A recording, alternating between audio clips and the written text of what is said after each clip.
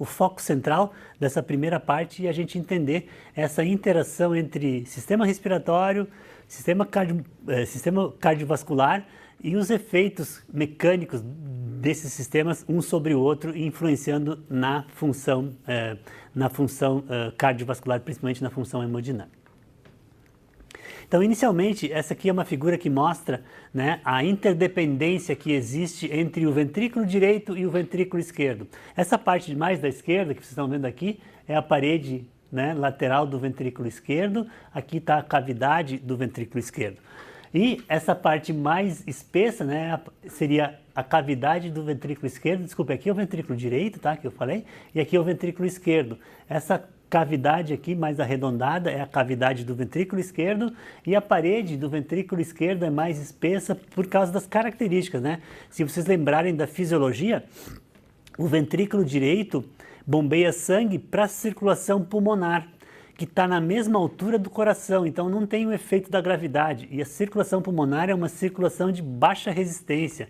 Então, para o ventrículo direito conseguir bombear sangue para o pulmão, ele tem que fazer pouca força. Por isso que a parede do ventrículo direito é bem delgada comparada com a parede do ventrículo esquerdo. Já o ventrículo esquerdo, que tem que bombear o sangue pela aorta para a periferia, tanto para o sistema nervoso central como para os membros inferiores, ele tem que vencer a ação da gravidade. Então, por causa disso, o nível de pressão gerado no interior da cavidade do ventrículo esquerdo é bem maior do que o nível de pressão gerado na cavidade do ventrículo direito. E por isso que vocês olham aqui como é bem mais espessa a parede do ventrículo esquerdo comparada com o ventrículo direito. E aqui é o septo interventricular, que na verdade, anatomicamente, ele faz parte do ventrículo esquerdo também por causa dessa diferença de pressão que eu comentei com vocês, tá? Então, normalmente existe essa interface, essa interdependência aqui, ou seja, o ventrículo direito, né, permitindo que o ventrículo esquerdo ocupe seu espaço adequadamente e podendo realizar sua função adequadamente. Quando eu tenho uma modificação, por exemplo, como essa que está mostrando aqui embaixo, na insuficiência cardíaca, que é um assunto que a gente já discutiu e que a gente já falou, o que vai acontecer na insuficiência cardíaca? Um dos efeitos importantes e uma das alterações importantes da insuficiência cardíaca é exatamente o aumento do volume de sangue, o aumento da volemia.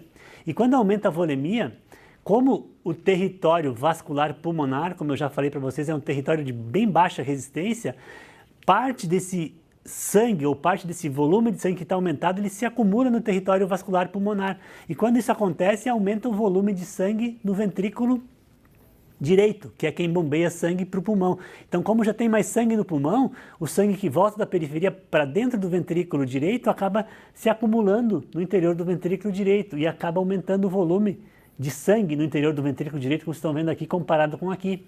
Esse aumento do volume de sangue no interior do ventrículo direito empurra o septo interventricular em direção ao ventrículo esquerdo. E quando isso acontece, diminui o espaço, né, dentro do ventrículo esquerdo. E essa diminuição do espaço dentro do ventrículo esquerdo diminui o enchimento durante a diástole do ventrículo esquerdo. Então, esse menor enchimento do ventrículo esquerdo durante a fase diastólica, né, causa uma menor pré-carga do ventrículo esquerdo, e essa menor pré-carga do ventrículo esquerdo vai estar associada com uma diminuição na fração de ejeção. Então, por causa dessa compressão, né, do sangue no interior do ventrículo direito em direção ao ventrículo esquerdo, a fração de ejeção do ventrículo direito diminui, diminui por causa dessa menor capacidade que ele tem de acomodar sangue durante a fase diastólica. Então, essa é uma interdependência muito importante. E eu estou falando isso em repouso. Quando a gente vai para uma atividade física, quando o paciente com insuficiência cardíaca vai caminhar, ou vai fazer um exercício, ou vai fazer a reabilitação dele, isso aqui se potencializa, ou seja, há um aumento ainda mais do volume de sangue no interior do ventrículo direito, e esse aumento maior do volume de sangue no ventrículo direito diminui ainda mais a capacidade do ventrículo esquerdo de bombear sangue, diminuindo então a fração de ejeção e diminuindo o débito cardíaco e contribuindo ou favorecendo para a interrupção precoce do exercício por causa da queda de débito cardíaco. Então esse é um aspecto bem interessante que às vezes não se discute isso nos livros de fisiologia ou de fisiopatologia e às vezes a gente se esquece um pouco dessa interdependência mecânica que existe entre o ventrículo direito e o ventrículo esquerdo e que acaba sendo um fator limitante do desempenho do exercício físico para esses pacientes, principalmente quando eles têm insuficiência cardíaca.